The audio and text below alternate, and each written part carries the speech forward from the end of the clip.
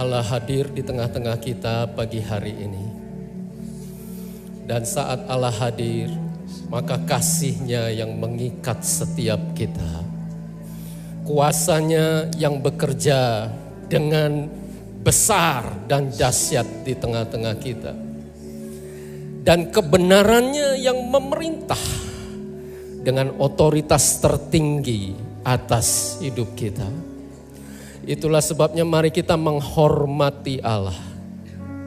Mari angkat tangan, mari tunjukkan, ekspresikan bahwa Dia Allah yang layak untuk disembah, untuk ditinggikan, untuk dimuliakan. Karena Dia Allah yang sudah menciptakan kita. Dia juga Allah yang sudah menebus kita.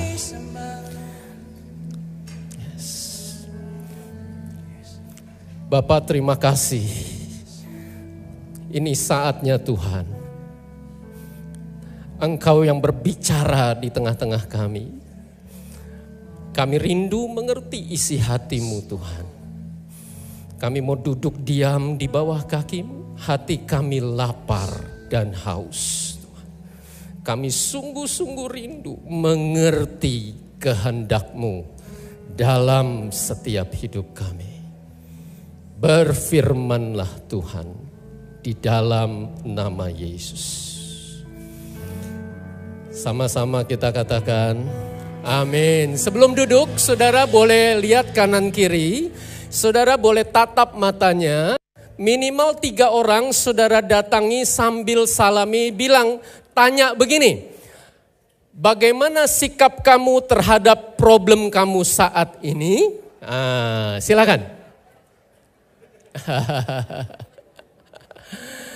Iya. Wow. Tidak perlu dijawab dengan kata-kata. Jawab saja di dalam hati, karena saat ini saudara, kita mau mengerti dan mempraktekkan bagaimana meraih manfaat dari problem kita. Ini adalah topik yang sangat praktis dan sangat konkret dalam hidup kita sehari-hari. Karena itu saya ajak saudara, mari kita akan baca bersama di dalam Yakobus pasal 1. Ini surat Yakobus di pasal yang pertama dan di ayat-ayat yang paling awal saudara. Saya ajak saudara, para pria akan baca bersama-sama dengan saya ayat yang genap mulai ayat yang kedua. Dan para wanita akan membaca ayat yang ganjil secara bergantian. Mari para pria bersama-sama dengan saya. 2, 3. Saudara-saudaraku, anggaplah sebagai suatu kebahagiaan apabila kamu jatuh ke dalam berbagai-bagai pencobaan.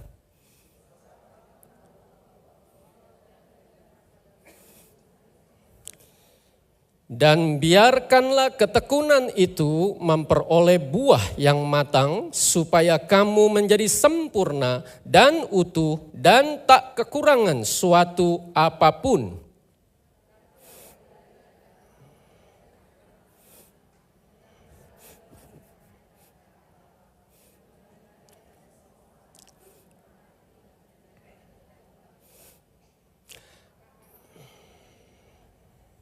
Hendaklah ia memintanya dalam iman dan sama sekali jangan bimbang. Sebab orang yang bimbang sama dengan gelombang laut yang diombang-ambingkan kian kemari oleh angin. Bapak Ibu Saudara terkasih, kitab Yakobus adalah salah satu kitab yang paling praktis di dalam perjanjian baru saudara. Kita kalau baca surat ya saudara, ini Yakobus penulis surat ini. Biasanya kalau orang nulis surat itu ada pembukaan ya, memperkenalkan diri, ada salam hangat, ada sedikit pengantar saudara, baru mulai masuk inti pesannya. Tapi tidak demikian di surat Yakobus ini saudara. Setelah Yakobus perkenalkan diri di ayat pertama, Yakobus langsung boom to the point di ayat yang kedua. Saudara-saudaraku, anggaplah sebagai suatu kebahagiaan apabila kamu jatuh ke dalam berbagai-bagai pencobaan. Coba saudara kalau baca terima surat kayak begini saudara. Apa yang saudara rasakan? Ya, ini surat dari saya ini Yakobus. Kalau kamu punya problem, bersukacitalah. Wow. Saudara, bagaimana respon kita? Gimana Yakobus bisa ngomong begitu? Kan dia nggak tahu saya ngalamin problem apa. Dan mana bisa kita bisa berbahagia, anggap berbahagia jatuh dalam percobaan ngalami problem demi problem. Nah saudara, kuncinya ada di ayat 3 saudara. Ayat berikutnya. Yakobus tulis, sebab kamu tahu. Baca sama-sama saya. 3 kata ini, 2, 3. Sebab kamu tahu. Nah saudara, sikap kita ditentukan oleh pengetahuan dan pemahaman kita akan firman Allah. Sebab kamu tahu bahwa ujian terhadap imanmu itu menghasilkan ketekunan. Nah jadi saudara, apakah kita tahu atau tidak akan firman Allah itu menentukan saudara.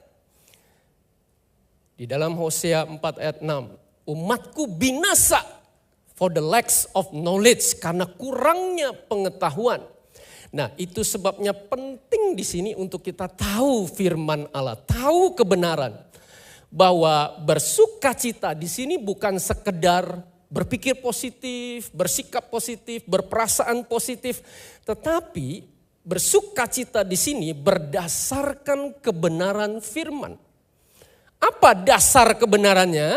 Nah saudara, ada 4 poin kebenaran yang dijelaskan oleh Yakobus di sini tentang problem yang kita hadapi di dalam hidup kita. Yang pertama saudara, problem itu tidak bisa dihindarkan.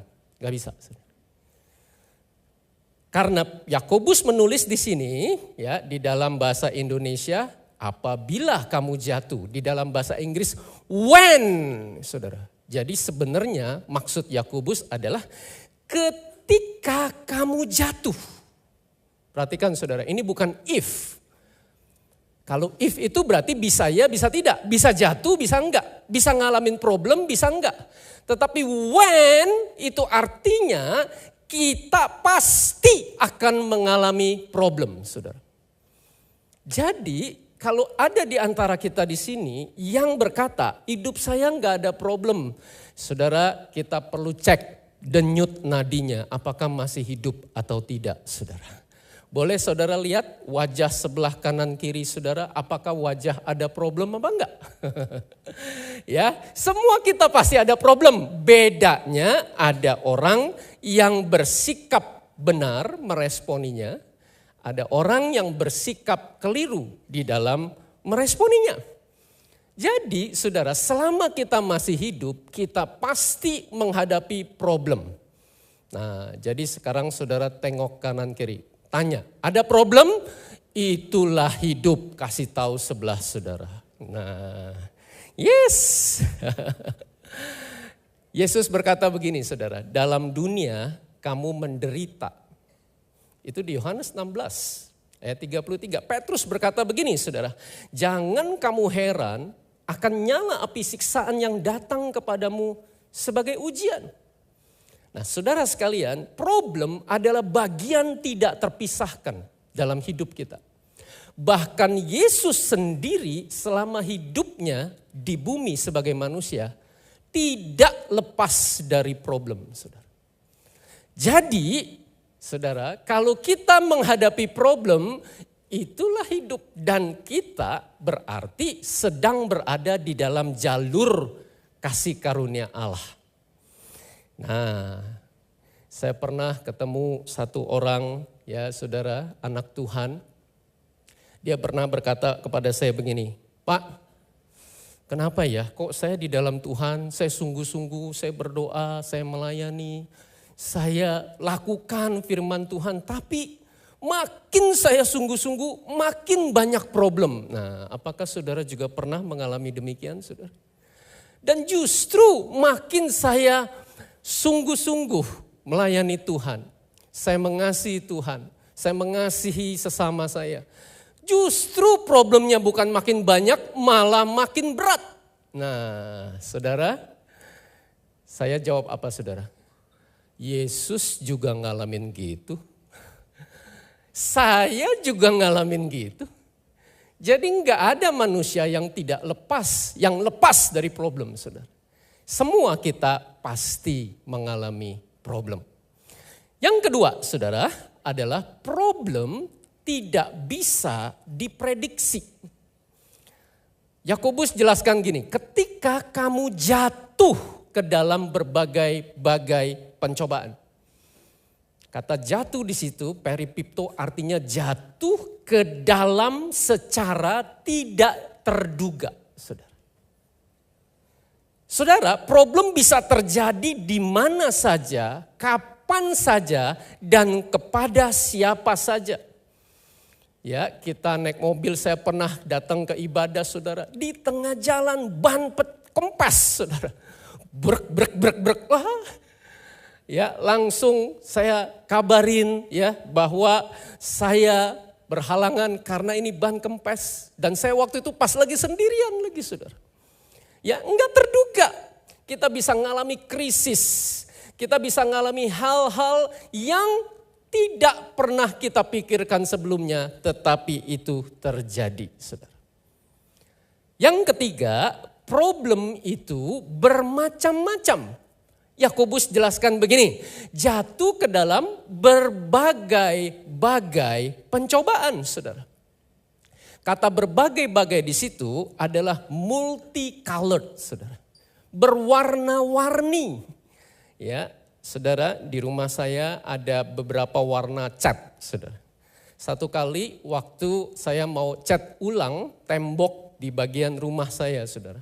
Ternyata waktu saya pergi ke tokonya, warna itu sudah tidak lagi diproduksi. Nah, lalu saya ditanya, mau ganti warna apa? Saya tanya, pilihannya apa? Saudara tahu, saudara yang pernah pilih warna cat, saudara mengerti. Saya disodorkan katalog yang pilihannya ratusan warna, saudara. Wow, dengan berbagai jenis dan nuansanya. Problem itu banyak macam, saudara. Variasinya, intensitasnya, bentuknya, ukurannya, durasinya macam-macam. Sampai problem yang kita semua hadapi barusan adalah pandemi. Sampai durasi bertahun-tahun, saudara. Ada problem yang sedemikian besar seperti pandemi yang kita hadapi. Tapi ada juga problem yang itu cuma ya bikin tidak nyaman aja sedikit ya. Ya enggak terlalu jadi masalah. Nah, banyak sekali variasi problem, saudara. Dan yang keempat, dijelaskan oleh Yakobus bahwa problem punya maksud tertentu. Karena Yakobus jelaskan, problem menghasilkan ketekunan. Jadi, saudara, setiap problem itu punya tujuan. Nah, ini penting, saudara. Saya ajak saudara, mari kita terima ini di dalam roh kita. Bahwa problem, tekanan, penderitaan dalam hidup kita itu justru bisa menjadi pemicu untuk kita naik kelas. Untuk kita mencapai sesuatu. Untuk kita memenuhi kehendak Allah. Sesuai dengan nilai dan maksud Allah di dalam hidup kita. Nah, pertanyaannya, maksud apa yang Allah izinkan terjadi problem itu? Dijelaskan di ayat berikutnya, saudara, oleh Yakobus ada 3 maksud utama dari problem, saudara. Yakobus jelaskan yang pertama, problem menguji iman kita. Bahwa ujian terhadap imanmu itu, nah saudara, kata ujian di sini itu adalah ujian yang dipakai untuk menguji emas. Saudara yang pernah belajar bagaimana proses menghasilkan emas, emas itu diuji dengan cara dibakar, saudara. Kenapa dibakar? Supaya sampai suhu tertentu emas itu lumer, saudara, zat itu lumer, dan kotorannya sirna, saudara. Lenyap, terbakar, saudara, nguap.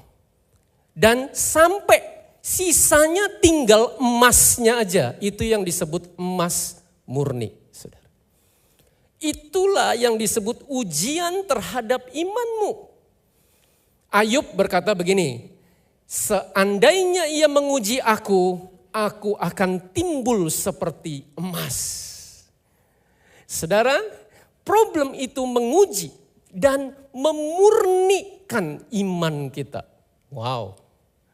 Ya, saudara, makin banyak problem itu artinya iman kita yang benar ya. Kalau kita di dalam jalur kasih karunia Allah, maka iman kita semakin dimurnikan. Karena kita ini seperti emas, saudara. Makin dibakar, makin murni. Melalui problem, Allah sedang memurnikan iman kita. Yang kedua, saudara, problem mengasah ketekunan. Yakobus jelaskan problem itu menghasilkan ketekunan. Ketekunan di sini adalah keuletan, saudara. Bukan sekedar pasif, nunggu, sabar, tapi enggak lakukan apa-apa. Bukan itu maksudnya, saudara. Ketekunan di sini adalah kemampuan untuk terus berjuang dan bertahan di bawah tekanan, saudara. Dan saudara, pada hakikatnya kita semua termasuk saya, kita nggak suka tekanan. Kita akan cenderung lari dari tekanan. Ya kalau yang parah larinya ke alkohol, ke obat-obatan, ke kerjaan, saudara workaholic ya. Ya. Ada juga orang yang lari dari problem dengan pelayanan, saudara. Ada, saya dulu begitu, saudara. Pelayanan dijadikan ajang melarikan diri dari tekanan, dari problem, saudara. Nah, saudara, yang diajarkan oleh firman Tuhan, kita yang benar adalah berjuang menghadapi problem itu. Untuk kita berurusan dengan Allah melalui problem, saudara. Katakan sama-sama saya, berurusan dengan Allah melalui problem. 2, 3. Yes, demikian yang diajarkan firman Tuhan. Saudara. Kita hidup pada era di mana kita dibawa pada atmosfer untuk kita cenderung jadi nyaman, saudara. Dan jadi instan. Itulah sebabnya kita nggak suka pressure. Kita nggak suka tekanan. Kalau susah dikit, kita ganti. Kalau repot dikit, kita kabur, saudara.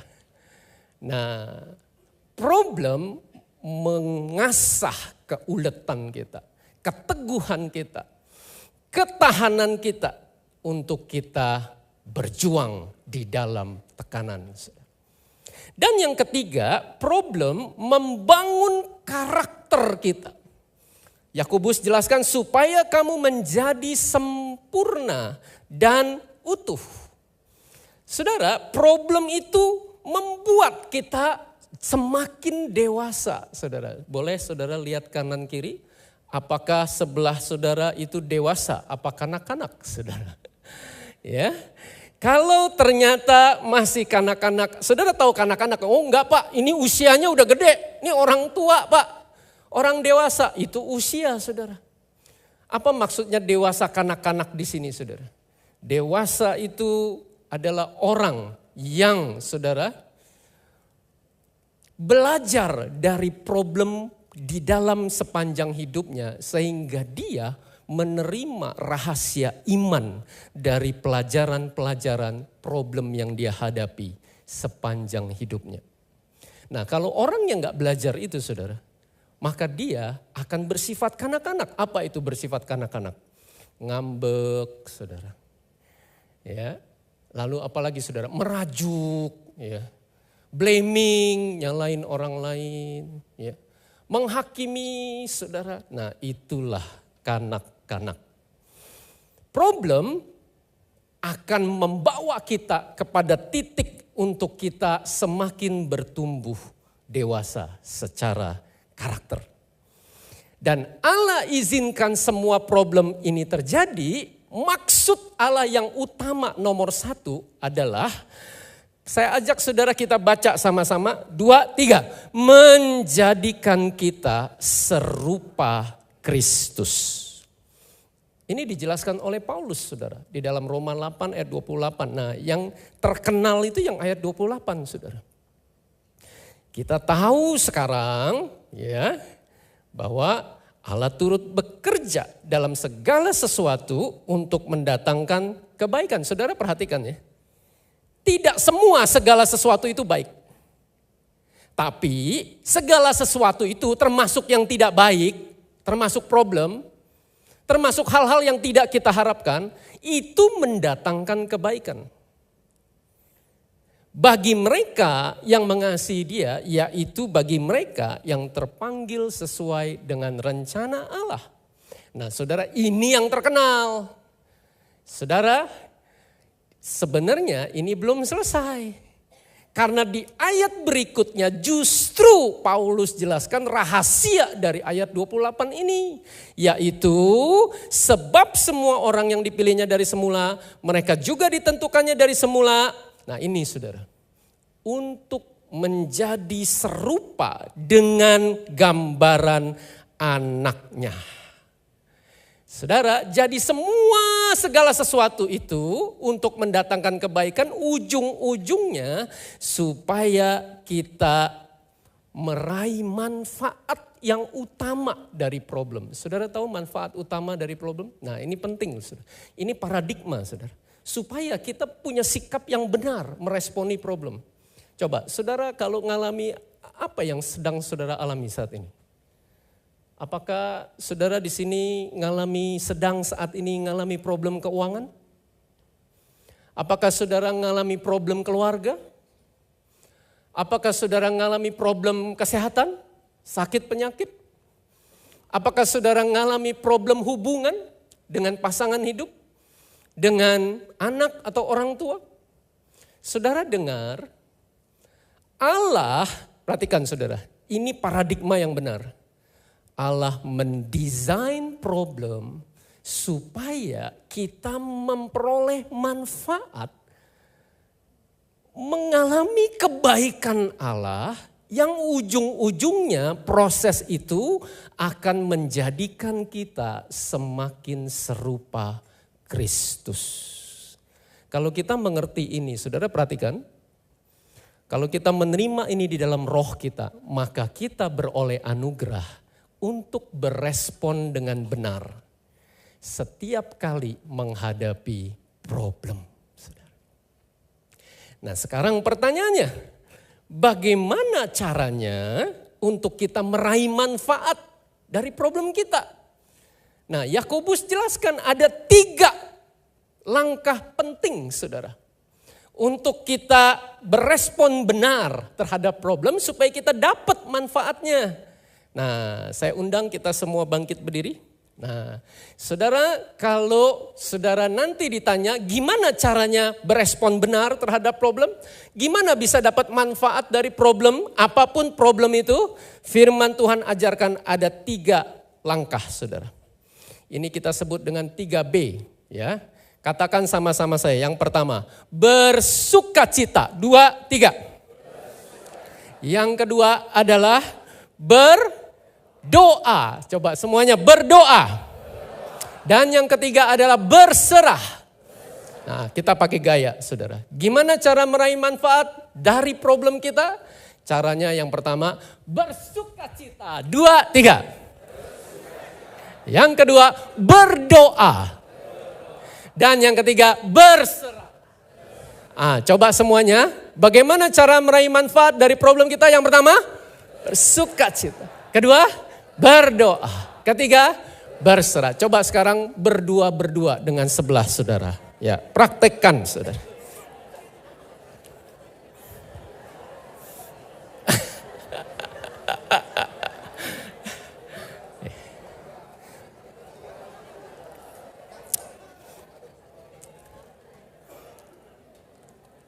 Ya. Coba semuanya sekali lagi. Ya, lihat ke depan sini. Bagaimana cara meraih manfaat dari problem kita? 2, 3. Bersukacita. Kedua, berdoa. Dan yang ketiga, kita tepuk tangan dulu buat kita semua. Yes. Silakan duduk, saudara. Saudara perhatikan apa yang diajarkan firman Tuhan. Mari kita bahas satu persatu, saudara. Yang pertama adalah bersukacita. Saudara-saudara, anggaplah sebagai suatu kebahagiaan apabila kamu jatuh ke dalam berbagai-bagai pencobaan. Saudara, ada yang pernah mikir begini enggak? Karena saya berpikirnya begini. Gimana sih kita lagi ngalamin problem, disuruh anggap bahagia? Di mana akal sehatnya? Apakah ini kita berarti disuruh munafik gitu? Oh, disuruh senyum. Selamat pagi Pak Billy. Padahal saya lagi sedih. Anak saya lagi sakit di opnam. Selamat pagi Bu Agnes. Padahal hati saya sedih. Saya lagi ngalamin tekanan berat dalam keuangan. Gimana bahagia sih? Bersukacitanya gimana sih? Nah, saudara, inilah yang saya mau ajak untuk kita terima kebenaran ini di dalam roh kita. Sebagian orang, dan dulu saya pernah menganggap begini, saudara. Oh, anggap kebahagiaannya sudah. Pokoknya ini berarti kita mesti menyangkal diri. Kan Yesus ajarinnya menyangkal diri. Jadi walaupun lagi sedih, kita mesti bahagia karena menyangkal diri. Nah, saudara coba. Ini saudara tidak masuk ke dalam proses yang alamiah dari firman. Saudara. Jadi maksudnya apa? Bersukacita saat menghadapi problem. Nah, saudara, saya ajak saudara untuk kita sama-sama menangkap apa yang diajarkan firman Tuhan. Mari kita baca sama-sama bahwa kita tidak bersukacita. Coba semuanya, 2, 3. Kita tidak bersukacita untuk problem kita. Kita bersukacita di dalam problem kita. Saudara sekalian, ada satu ayat di dalam firman Tuhan yang paling sering disalahpahami. Dan ini salah satu ayat yang banyak sekali saudara digagal pahami. Yaitu di dalam 1 Tesalonika 5 ayat 18. Perhatikan saudara, firman Tuhan ajarkannya begini. Mengucap syukurlah dalam segala hal. Perhatikan saudara, Alkitab tidak memerintahkan mengucap syukurlah untuk segala hal. Bukan. Jadi saudara, gimana caranya kita mengucap syukur? Tuhan terima kasih untuk penyakit yang saya alami. Saudara. Tuhan terima kasih anggota keluarga saya mengalami kecelakaan dan saya bersukacita. Saudara pikir Tuhan macam apa? Tuhan terima kasih Tuhan, pandemi 2 tahun lebih. Firman Tuhan tidak memerintahkan kita mengucap syukur untuk problemnya, saudara. Tetapi firman Tuhan mengajarkan in everything give thanks. Mengucap syukurlah dalam segala hal. Jadi maksudnya bersukacita ini adalah begini, saudara. Ya, saya ini enggak lagi dalam kondisi baik-baik saja. Anak saya sakit. Ada problem besar dalam pekerjaan saya. Saya juga lagi ngalami benturan dalam hubungan dengan pribadi-pribadi penting dalam hidup saya. Saya ngalami tekanan di dalam pekerjaan saya dan seterusnya. Tetapi dengar saudara. Firman Tuhan mengajarkan untuk saya tetap bersukacita di dalam keadaan situasi ini. Loh, power sukacitanya dari mana? Apa alasan kita untuk bersuka cita? Roma 8 ayat 28 saudara. Bahwa saya percaya walaupun keadaan situasi kondisi ini buruk. Walaupun keuangan saya lagi morat-marit. Walaupun saya sedang mengalami benturan besar, konflik besar dengan orang yang terdekat dengan saya. Tapi saya percaya Tuhan bisa pakai situasi kondisi yang buruk ini untuk mendatangkan kebaikan buat saya. Itulah dasar kita bersuka cita, saudara. Kebenaran ini, saudara, sedemikian sederhana, saudara. Kalau kita menangkap. Dan apa yang membedakan bersuka cita di dalam problem dengan kalau kita tidak bersuka cita? Oh, bedanya adalah sikap kita, saudara. Dan kita diajarkan oleh firman Tuhan, anggaplah. Coba katakan sama-sama saya semuanya. 2, 3. Anggaplah. Kata anggaplah di sini adalah miliki cara pandang. Evaluasilah, coba lihat kembali problemmu. Dan ambillah keputusan untuk bersuka cita atas situasi kondisimu. Jadi saudara, anggaplah di sini adalah saya hidup di masa kini. Saya belum bisa mengalami kebaikannya, Roma 8 ayat 28. Apa kebaikan Allah? Ini kondisinya lagi tertekan, ini saya lagi ngalamin berbagai masalah dan seterusnya. Tetapi saya tahu ujung-ujungnya happy ending. Nah ini. Ini bedanya murid Kristus, anak Tuhan, dengan mereka yang belum kenal Tuhan. Coba kasih tahu sebelah, ujung-ujungnya happy ending. Kasih tahu sebelah saudara. Yes. Ya, itu yang diajarkan firman Tuhan, mendatangkan kebaikan. Dan kita diproses menjadi serupa Kristus. Jadi saudara, kita akan jadi pemenang atau pecundang tergantung pada pilihan sikap kita sendiri. Firman Tuhan ajarkan pilihlah bersuka cita. Saudara sekalian, dalam perjalanan bersama dengan Tuhan, puluhan kali, ratusan kali kita menghadapi problem. Dan kesempatan ini saudara, saya rindu membagikan. Saat pertama kali dalam hidup saya mengalami kebenaran ini sedemikian hidup dan sedemikian nyata di dalam hidup saya, saudara. Yaitu saat 25 tahun yang lalu, saudara. Tahun 99, saya baru lulus kuliah, saudara. Nah, supaya kita bisa mengerti keadaannya, ya saudara, secara real saat itu. Saya waktu itu, saudara, tinggal di kamar kos yang saya sewa. Saya harus bekerja dengan mengajar les privat, saudara. Dari pagi sampai malam setelah lulus kuliah, saudara. Supaya saya bisa hidup mandiri, saya self-support, transport, bayar kamar kos, saudara. Untuk saya sehari-hari kebutuhan dan juga saya support ya keluarga saya dan seterusnya. Nah, saudara, karena saya harus mengajar banyak anak les, saya harus punya motor. Singkat cerita, saudara, saya kredit motor dengan susah payah bertahun-tahun akhirnya lunas. Baru saja itu sepeda motor lunas, saudara, saya bukan cuma kerja dalam hal ini mengajar les, tapi saya juga melayani Tuhan.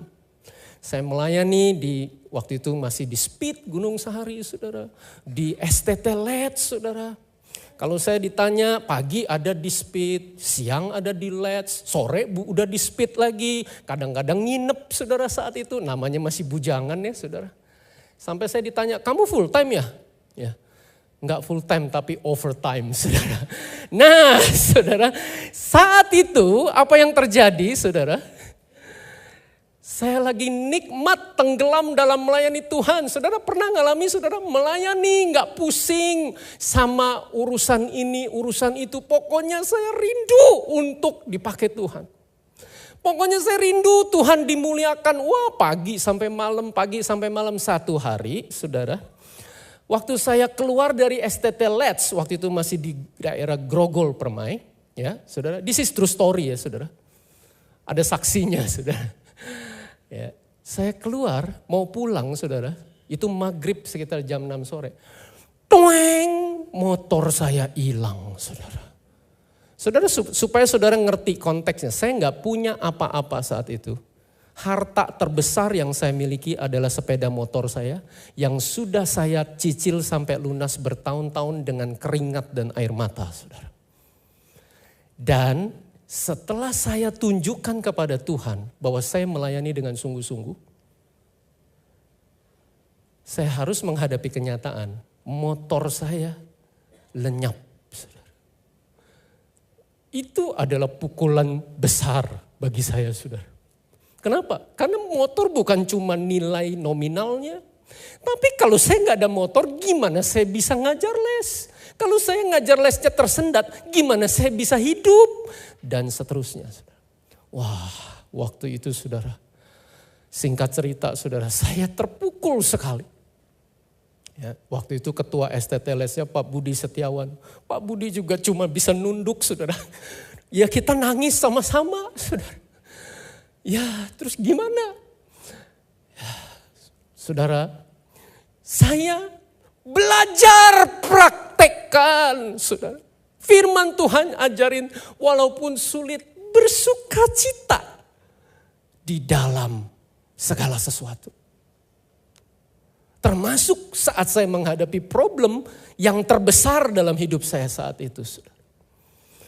Ya oke lah Tuhan, tapi saya nggak bisa Tuhan, saya sedih. Nah saudara, saat itulah saudara, saya harus bergumul dengan diri saya sendiri. Dan ini singkat cerita ya saudara, saya berdoa, saya tanya Tuhan ini maksudnya gimana? Nah saudara, ini pentingnya saudara, supaya kita bisa bersukacita dan kita tetap mempertahankan sukacita. Ini pentingnya langkah kedua, yaitu berdoa. Saudara, kalau kita nggak berdoa, kita rugi, saudara. Kenapa? Karena kita nggak dapat kasih karunia-Nya untuk kita menghadapi problem dengan respon yang benar. Dari sekian banyak kesempatan berdoa, firman Tuhan ajarkan. Berdoalah saat sedang menghadapi problem, apalagi problem besar. Nah, apa yang diajarkan firman Tuhan untuk kita doakan? Firman Tuhan ajarin begini, tetapi apabila di antara kamu ada yang kekurangan hikmat, hendaklah ia memintakannya kepada Allah. Kita harus berdoa untuk minta hikmat, saudara. Kenapa? Supaya kita tidak miss kesempatan kita untuk bertumbuh. Supaya kita tidak abai, supaya kita tidak melewatkan pelajarannya dari problem ini. Karena kalau kita miss saudara, kita akan ngiter satu lagi putaran padang gurun saudara. Nanti ngalamin problem yang sama. Dan seterusnya.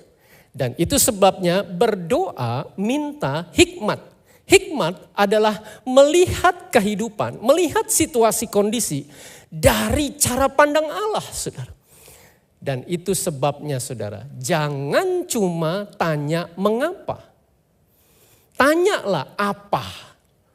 Apa pelajaran yang Tuhan mau beri melalui problem yang Tuhan izinkan ini terjadi. Saat itulah saudara saya berdoa, saya tanya Tuhan apa sih Tuhan mau ajarin saya apa. Nah saudara, apa yang waktu itu saya alami saudara. Ternyata melalui kejadian itu saya menemukan saya masih punya mentalitas menjadikan Yesus sebagai salah satu berhala saya saudara. Berapa banyak orang Kristen saudara menyembah Yesus sebagai salah satu berhala. Buktinya apa saudara? Kalau saya sudah melayani, kalau saya sudah lakukan yang terbaik, kalau saya sudah persembahkan segalanya total, lalu saya mengalami hal yang tidak saya harapkan, saya marah kepada Allah. Dan itulah yang saya alami, saudara. Dan saat itu, saudara, Allah membukakan mata hati dan pikiran saya bahwa Allah adalah Allah yang patut disembah dan dilayani apapun yang saya alami. Dan disitulah, saudara, saya mengalami Allah memurnikan motivasi saya, saudara, untuk melayani Tuhan.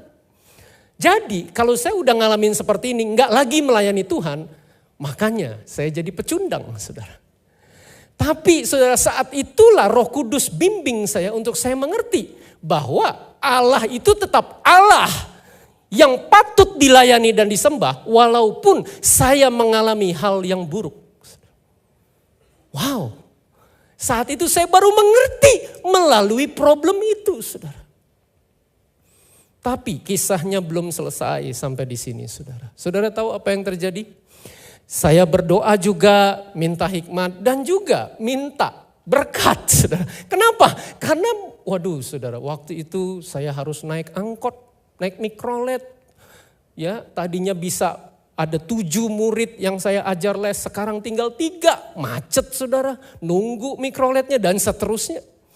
Jadi berkurang pendapatan, saya berdoa, Tuhan, saya rindu ada motor lagi supaya saya bisa lakukan maksimal. Nah, singkat cerita, beberapa bulan kemudian dengan sisa-sisa yang ada.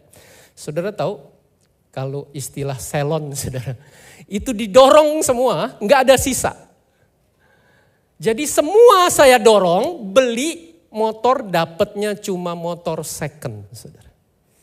Itulah semuanya, saudara. Jadi, saudara, kantong saya isinya kain aja, saudara. Nungguin nanti bayaran ya dari uang les, saya bisa makan, saudara. Nah, tahu nggak, saudara, apa yang terjadi berikutnya? Saya melayani Tuhan dari pagi sampai malam, 1 malam, saudara. Saya pulang dari Istora saat itu. Ini beberapa bulan setelahnya, saudara. Larut malam, kejadiannya di perempatan Kemanggisan, saudara. Saya lagi naik motor pulang dari pelayanan. Tiba-tiba saya dihadang, saudara. Ada 4 orang laki-laki tinggi besar. Kalau sekarang ini disebut istilahnya dibegal. Dulu belum ada istilah begal, saudara. Saya disergap. Helm saya dibuka, saudara. Ada salah satu bawa batang besi besar, saudara. Kepala saya dihajar, saudara. 3 kali. Brak! Brak! Brak! Saya kalau ingat itu, saudara. Ya ampun, saya kok gak mati, ya, saudara. Saudara tahu gak, saya tergeletak dari motor, saudara. Bersimbah darah. Ini bukan dramatisir, saudara. Darah itu kemana-mana, saudara. Kepala saya bocor, saudara. Dan apa yang terjadi? Itu orang-orang itu mau rampas motor saya, rampas laptop. Saya kerja pakai laptop, saudara. Dan mau rampas handphone saya. Handphone saya masih yang gamenya ular itu, saudara. 5110 Nokia, saudara. Kalau masih ingat handphone sejuta umat, itu mau diambil. Saya teriak, no Tuhan. Wah, orangnya panik, saudara. Akhirnya dia bawa kabur motor saya. Dan apa yang terjadi, saudara? Saya tergeletak di pinggir jalan. Berdarah-darah, saudara. Bagusnya saya masih pegang handphone, saudara. Saya telepon sahabat saya. Singkat cerita, saudara. 2 sahabat saya. Yang satu pria yang bawa mobil, yang satu wanita datang menjemput saya, memungut saya dari pinggir jalan. Saudara. Salah satu sahabat itu, yang wanita, beberapa tahun kemudian sampai dengan hari ini menjadi istri saya selama 20 tahun terakhir ini. Saudara. Dia yang pungut saya, saudara. Dan dia yang bawa saya ke rumah sakit, saudara. Saya harus dijahit kepala saya, saudara. Dan saudara tahu, jahit kepala ternyata enggak dibius, saudara. Yang dengar teriakan itu, saya udah nggak bisa bayangkan lagi, saudara. Itu teriakan, apakah di neraka teriakannya seperti itu, saudara. Itu sakitnya luar biasa, saudara. Pernah saudara ngalamin kepala dijahit, saudara? Saya pernah, saudara. Tapi saudara tahu nggak, yang paling saya sulit menerima adalah setelah kejadian itu. Yaitu apa? Ya ampun Tuhan, saya harus terbaring di tempat tidur berhari-hari. Seperti, saudara tahu, seperti pocong, saudara. Karena dibalut-balut begitu, saudara. Dan saudara tahu apa, ini semua karena apa? Karena saya melayani Tuhan. Jadi saudara, saya sudah bersuka cita. Saya sudah berdoa. Terus kenapa saya harus mengalami seperti ini? Nah itu saudara, saya mau sampaikan saudara. Adalah salah satu titik paling rendah di dalam perjalanan saya bersama dengan Tuhan. Itulah yang disebut lembah bayang-bayang maut, saudara. Lembah kekelaman. Saat itulah saya berada di persimpangan, jadi mau terus ikut Tuhan apa enggak? Tahu enggak saudara, saya tuh karena berhari-hari enggak ngapa-ngapain ya, cuma di tempat tidur aja. Saya lagi mikir, saudara tahu enggak, bukan cuma sakit, bukan cuma kepala yang sakit, hati saya sakit saudara, tapi juga saya malu saudara. Saya udah bersaksi sama teman-teman saya, sama orang-orang di lingkungan saya, Tuhan itu ajaib, Tuhan itu baik, tapi saya ngalaminnya begini. Jadi saya lagi mikir ya, apa saya pindah aja keluar kota, udah tinggalin semuanya, malu saudara. Apa saya hidup mulai dengan lembaran yang baru, di tempat yang baru, udah suasana yang baru, saya mau lari aja gitu saudara. Dan yang saya belum beres adalah saya berurusan dengan Tuhan. Tuhan, jadi apa? Jadi apa Tuhan? Saya udah praktek.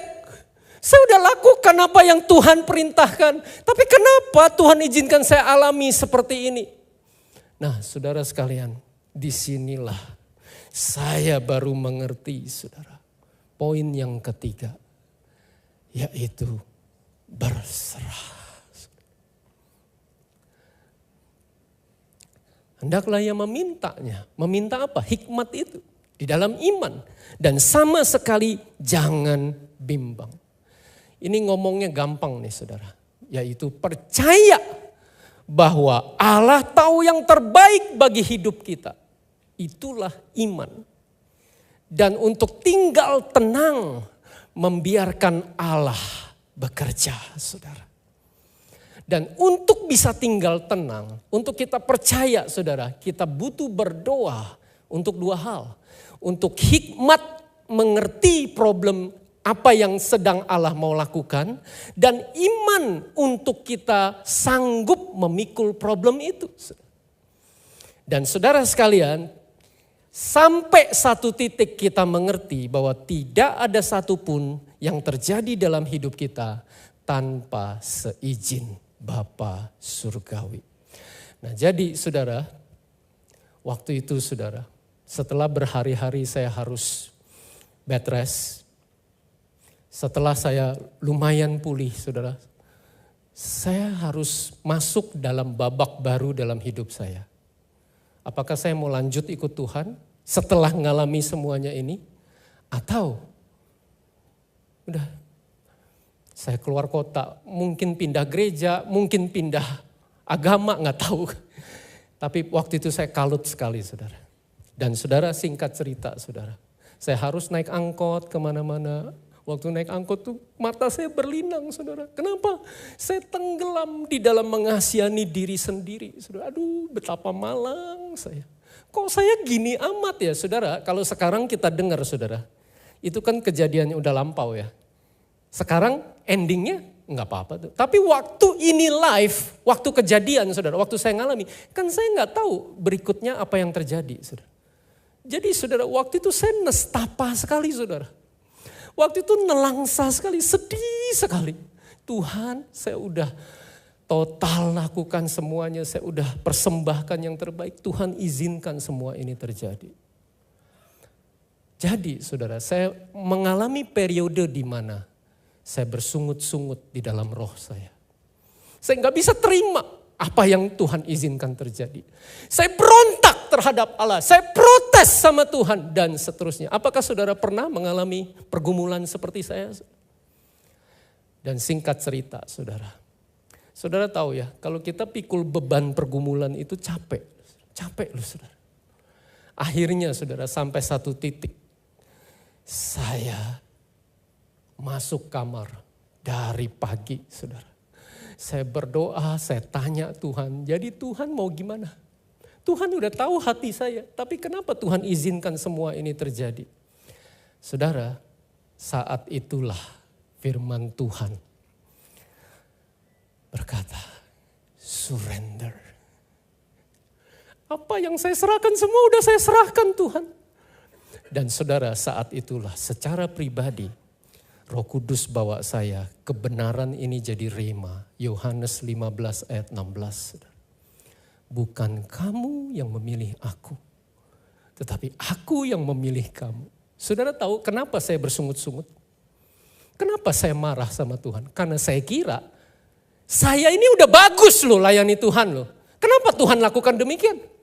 Saya ini udah persembahkan loh semuanya. Saya yang pilih Tuhan untuk Tuhan dilayani, untuk Tuhan disembah oleh saya. Dan rupanya saudara, saya punya pola pikir yang salah. Firman Tuhan berkata, bukan kamu yang pilih aku, tetapi aku yang pilih kamu. Saudara, apa bedanya? Saudara? Saat itulah roh saya menangkap perbedaannya. Yaitu apa? Saudara? Bahwa saya melayani Tuhan itu anugerah. Saya melayani Tuhan itu kemurahan Tuhan. Saya melayani Tuhan semata-mata karena Allah yang memberi saya kasih karunia untuk melayani. Saudara, ketika saya menangkap kebenaran ini saudara, saya merdeka saudara. Saya berseru kepada Tuhan, terima kasih Tuhan. Terima kasih, sampai saya lompat-lompat, saya bersorak-sorak di kamar saya saudara. Dan setelah itu saudara, apa yang terjadi? Saya tetap naik angkot. Waktu naik angkot, mata saya berlinang juga. Tapi bukan karena bersungut-sungut, bukan karena mengasihani diri. Mata saya berlinang karena mengenyam dan mengecap kebaikan Tuhan. Betapa Tuhan yang sudah pilih saya untuk tetap melayani Tuhan, untuk tetap mengasihi Tuhan. Wow. Dan saudara, tidak selesai sampai di sini. Di ayat-ayat selanjutnya, di ayat 12, Yakobus menjelaskan janji Allah. Berbahagialah orang yang bertahan dalam pencobaan. Sebab apabila ia sudah tahan uji, ia akan menerima mahkota kehidupan yang dijanjikan Allah kepada barang siapa yang mengasihi dia. Akan ada ganjaran dari Allah, saudara. Yaitu diberikan kepada orang yang dengan penguasaan diri memilih respon yang benar terhadap situasi sulit dan mengembangkan karakter Kristus di dalam hidupnya. Nah saudara, kalau sebentar saya sampaikan kelanjutan kisahnya, bukan berarti kalau enggak terjadi kelanjutan ini, saya sudah tidak lagi melayani. Bukan itu poinnya. Karena Sadrak, Mesak, Abednego, kami terbakar atau tidak terbakar, kami tetap menyembah Allah.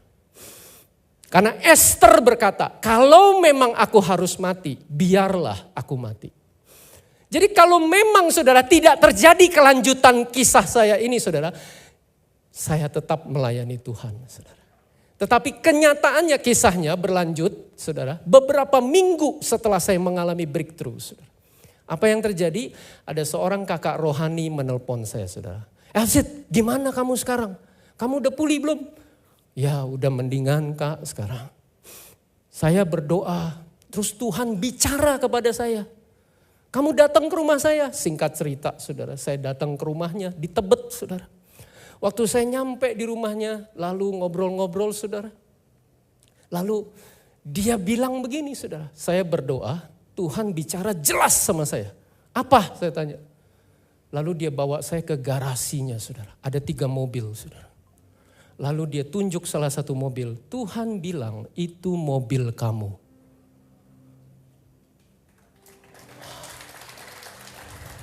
Saudara, saya nggak tahu saya harus berespon apa saat itu. Saya nggak pernah punya mobil, saudara. Dan saya nggak pernah terbayang punya mobil, saudara. Tapi waktu itu, saudara, saya pulang. Saya sampai gemeter, saudara. Betapa Tuhan itu tidak menutup mata, saudara, terhadap setiap problem yang kita hadapi. Berapa banyak saudara menghadapi problem dan saudara pun gemetar. Mari saya ajak kita semua datang kepada Tuhan. Apa problem yang sedang saudara hadapi? Saat ini, mari datang hampiri tahta kasih karunia Tuhan. Berapa banyak engkau yang dengar firman Tuhan, engkau mau berkata kepada Tuhan, Tuhan aku mau belajar bersuka cita. Memiliki respon yang benar. Untuk aku bersikap berdasarkan firman Tuhan bahwa apapun yang terjadi, bagaimanapun kejadiannya, dalam hal apapun situasi kondisinya, dengan siapapun saya bermasalah, Tuhan bisa pakai semuanya itu untuk mendatangkan kebaikan buat saya. Dan itu sebabnya saya punya dasar untuk bersuka cita. Saudara yang mau berkata demikian, mari bersama-sama dengan saya taruh tangan di dadamu.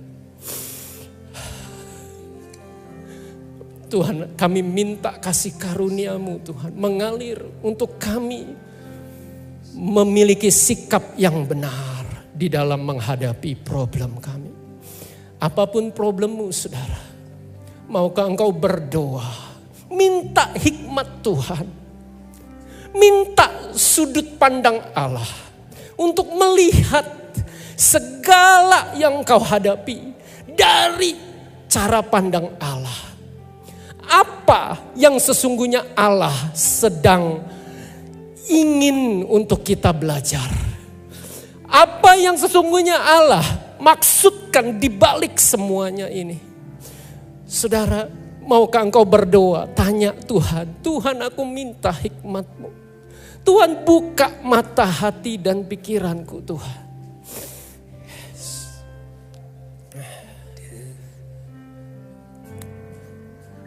Dengan sayap-Mu ku akan terbang tinggi di tengah badai hidup.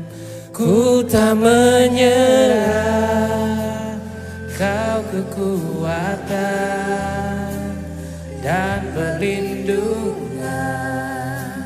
bagiku, pertolonganmu di tempat maha tinggi. Ku mengangkat tanganku, aku berserah.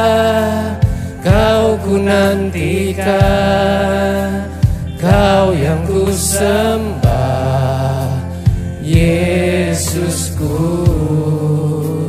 Rajaku. Yes, katakan dengan sayap-Mu Tuhan. Dengan sayap-Mu ku akan terbang tinggi di tengah badai hidup. Ku tak menyerah, Kau kekuatan dan perlindungan bagiku, pertolonganku di tempat maha tinggi. Ku mengangkat tanganku, aku berserah. Kau ku nantikan, Kau yang ku sembah, Yesusku, Raja. Yes. Dan berapa banyak saudara, engkau yang mau praktekkan langkah ketiga untuk berserah kepada Allah, untuk menyerahkan semua hak, untuk menyerahkan semua harapan, untuk menyerahkan semua kehendak pribadi, menyerahkan semua keluhan, menyerahkan semua sakit hati, semua pikiran dan perasaan di bawah kaki salib Kristus. Karena Yesus sudah menanggung semuanya itu.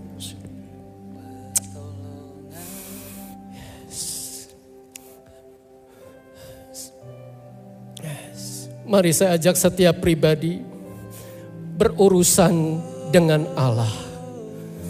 Satu persatu.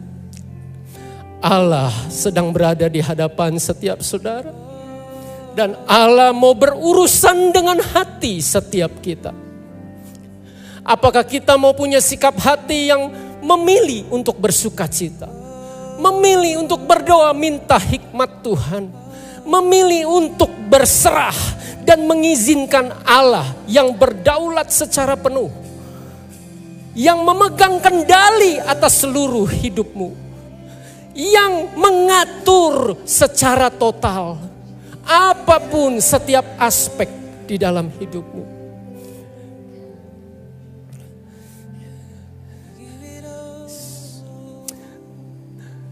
Untuk memilih percaya sepenuhnya kepada Allah. Dan izinkan Allah sendiri yang bekerja di dalam hidup kita. Yes, kami percaya kepadamu Tuhan. Sebab Engkau Allah yang ku percaya,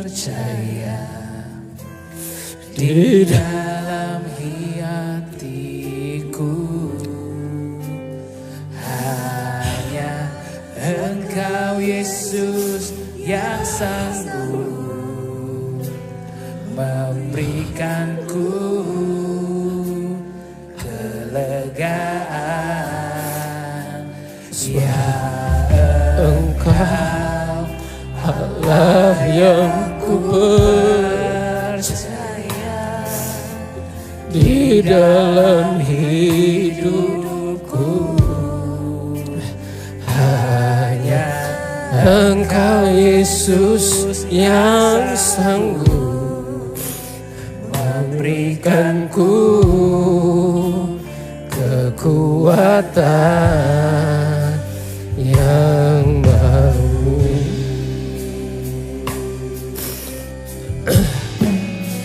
Sebab Engkau Allah yang ku percaya, di dalam hatiku hanya Engkau Yesus yang sanggup memberikanku kelegaan. Engkau Allah yang ku percaya, di dalam hidupku hanya Engkau Yesus yang sanggup memberikanku kekuatan yang baru. Bolehkah saya undang saudara, mari kita bangkit berdiri, sembah Dia, angkat tanganmu, arahkan hatimu, pandanganmu tertuju kepada Allah, dan katakan bersama-sama saya, sebab Engkau Allah yang ku percaya, di dalam hatiku hanya Engkau Yesus yang sanggup memberikanku kelegaan. Ya Engkau Allah yang ku percaya, di dalam hidupku hanya Engkau Yesus yang sanggup memberikanku. Katakan, sebab Engkau Allah yang ku percaya, di dalam hatiku hanya Engkau Yesus yang sanggup memberikanku kelegaan. Ya Engkau Allah yang ku percaya, di dalam hidupku hanya Engkau Yesus yang sanggup memberikanku. Yes, katakan, sebab Engkau, yes, Engkaulah Allah, Engkau yang ku percaya Tuhan, karena Engkau yang sanggup memberi kami kelegaan. Di dalam hati kami tahu Engkau Allah yang setia, walaupun seringkali kami tidak setia Tuhan, Engkau tetap setia. Kelegaan, sebab Engkau Allah yang ku percaya, di dalam hidupku hanya Engkau Yesus yang sanggup memberikanku kekuatan yang baru. Yes. Bapa, kami berdoa di dalam nama Yesus. Setiap benih kebenaran yang sudah ditaburkan boleh tumbuh di dalam tanah hati kami yang baik. Ketika kami menerima kebenaran ini di dalam roh kami dan kami menyimpannya, kami percaya Roh Kudus yang terus membukakan, menginspirasikan saat kami masuk di dalam pengalaman demi pengalaman hidup. Roh Kudus yang mengingatkan, Roh Kudus yang merimakan kebenaran ini untuk kami beroleh kasih karunia, melakukannya. Untuk kami bersikap benar, meresponi setiap problem dengan bersukacita di dalam situasi kondisi sulit. Untuk kami berdoa minta hikmat Tuhan, supaya kami punya cara pandang sesuai dengan sudut pandang-Mu Tuhan. Dan untuk kami berserah dan mengizinkan Tuhan yang berperang bagi kami. Terima kasih Tuhan. Roh Kudus yang terus membawa, membimbing, memimpin kami sampai kami mengetahui kebenaran. Dan kebenaran itu memerdekakan kami. Di dalam nama Yesus. Sama-sama kita katakan, amin.